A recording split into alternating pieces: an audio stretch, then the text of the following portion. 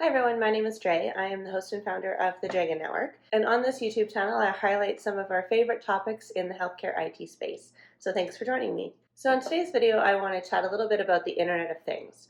I was recently asked by an individual how I thought that the Internet of Things was really going to transform healthcare and in what areas I thought it was going to have the greatest impact.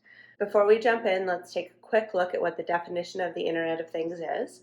And we're going to use the general statement that's on Wikipedia because it's very similar to other ones that are out there. So the Internet of Things is really a network of objects or things that are embedded with sensors and software and technologies so that they can communicate with one another and exchange data with other systems over the internet. When it comes to the objects that are encompassed in the Internet of Things, there really isn't a limit. And once these are all connected to each other and able to communicate, there really is a sense that this is going to bring about the fourth industrial revolution. So we're going to see digitization come forward in our lives in ways that we don't even imagine that is going to happen. Really anything that you can think of that could have the possibility of gathering, analyzing, and transmitting and communicating data is fair game for the Internet of Things. So when it comes to the healthcare space, there's a pretty broad spectrum of possibility that this can actually be incorporated into. And there's really no doubt that it's going to have a significant impact in the way that we go about our regular days, as well as in the way that medicine is actually practiced, and hopefully in the outcomes that are achieved. So once everything is connected and we have all this communication and data flowing and all of our devices and things that we're interacting with are smart, hopefully we can work on keeping the populations healthier, longer, and have better outcomes should individuals become sick and require care. So because the possibility of transformation is so significant and it can just seem overwhelming to try to incorporate into the healthcare space, I think we really need to divide it into a few different buckets. And right now, as we're embarking upon this journey, I think there are three. The first one is remote patient monitoring, which is often abbreviated as RPM. We love to abbreviate things in the healthcare tech space, so there's another one for you. So remote patient monitoring is also sometimes referred to as remote patient management. Conveniently, it has the same acronym, so that's great. And it really involves everything from smart scales to fitness trackers to continuous glucose monitoring. With this remote patient monitoring space, there's potential for a significant increased interaction between the patient's environment, and the healthcare providers. So if you look at how medicine is practiced currently, in a lot of instances, the patient has to come into the clinic or come into a facility in order to have assessments done. The clinicians would be able to receive information from smart scales, from glucometers that they've got, from fitness trackers, and actually incorporate this without the patient having to physically present. So you can start to get a better, more accurate picture of what that patient's life looks like without them having to travel. So you can see benefits in this area where access to care is perhaps limited. So you can start to have some of those interactions occur remotely or some of that data transfer occur over a distance. So there's two big challenges that I see happening in this space. One being the interoperability. We're not great at interoperability at the moment. We don't have standards in place to exchange data with all of these device types. Well, it's coming with things like FHIR. We're not quite there yet. The second area that I think that we're going to have some challenges is in the actual workflows. So if you have monitoring that's occurring at home or in the remote space, or you have patients that are going out and purchasing these smart devices on their own to try to track things, and they're relevant to the healthcare community and they're relevant to care that they may receive, we're going to have to figure out what that workflow looks like. So how is that data actually going to be transmitted? Who's going to be responsible for transmitting the data? When's it going to be read? Who will be responsible for acting on it? How frequently does that need to occur? What does the communication path really look like? And where do we see the patient engagement fitting in? So we'll start to incorporate more things like telemedicine visits and chatbots and interactions over text and things like that. But there's a lot of questions around what does that workflow in an Internet of Things type world really look like? So where are the flows? How are they defined? How are they going to get laid out? And more importantly, how will they be implemented and operationalized? So that first bucket of remote patient monitoring, I think, is going to be a space that we see a lot of innovation. but I do think for now it's going to be quite targeted. So we're already starting to see some innovation in the diabetes management space, and we're also seeing some in the cardiac monitoring space. I think we're going to continue to see things like that, where it's a fairly niche targeted specialty, and we can really work together as IT professionals, as clinicians, and as patients and communities to try to get those workflows ironed out. The second big bucket that I think that we're going to see huge transformation occur in is connecting care within our acute care facilities. So within our emergency rooms, within our inpatient stays, and within our outpatient observation stays. So right now we do have some smart devices. So we do have some monitors that are already connected and that have the ability to drop information over to our EHRs. I think we're really going to start to see this expand in an exponential way. We've got some facilities that have already connected their smart pumps. We have hospital beds that have the ability to weigh patients.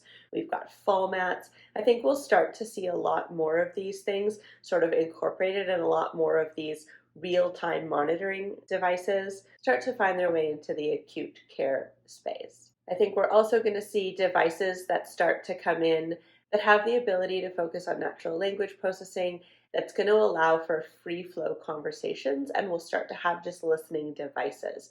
I think that is going to continue to grow in the acute care space, and it's really going to have a focus along with those smart devices on trying to reduce the burden of documenting in the EHR. So right now, an enormous amount of time is spent by all individuals involved, whether they be clinicians or administrators, in actually documenting and tracking what's happening within the healthcare space, on patients, on the facility, and overall. And I think the Internet of Things is going to start to chip away at that, so we can have more of a free flow with that accurate documentation that we need. So challenges I see in this area, again, the workflows, sort of trying to figure out where it's best going to fit for ROI, which one do we really tackle first, where will it have the most impact, how will we connect it? So again, that interoperability is going to play a big role here to make sure that we have the standards in place so that the data can exchange and communicate properly. And we're also going to need to figure out what we're going to do with all that data. So if we do have smart monitors, smart devices, smart beds, smart mats, smart scales, everything like that in play, we're going to need to figure out where all that data is going to go, how often the data is going to be officially documented in the EHR, so when the data is just going to be background information for the purpose of alerting, and when it actually needs to be charted, as well as when the data is actually going to trigger what the workflows are. So if you have everything connected and you have all of your smart devices monitoring everything about the patient, we're going to need to spend a little bit of time figuring out sort of when do we tweak things. So when these devices alert us to something, that it's a meaningful alert and we're not going to overwhelm ourselves with more alert fatigue. So the last thing we want is to have bells ringing and beeping and sounds and lights everywhere once everything is connected.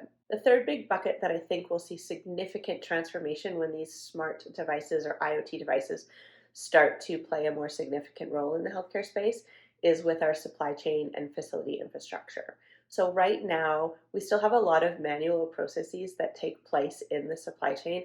There are certainly some organizations that have more automation, but there's still a lot that have manual inventory counting, manual ordering processes, and that spend time searching around the hospital for things when they need to find them.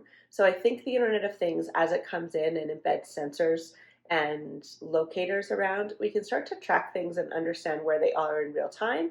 We can also start to track more of that inventory use, where it's beneficial, where it's not, when we're ordering too much, when we're ordering too little. We can have smart shelves and smart bins that are actually going to let us know when something needs to be reordered, either by alerting us or by just going ahead and automatically ordering it. I think there's a lot of opportunity in the supply chain.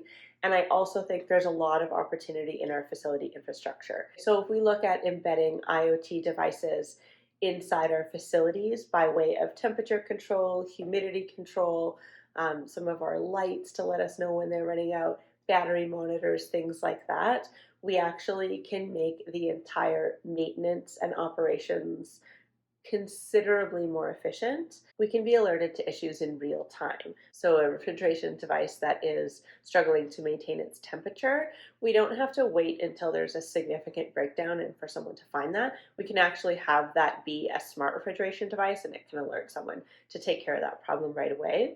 We can also reduce our energy consumption by having things like smart lights, smart elevators, by introducing robotic cleaning devices and things like that.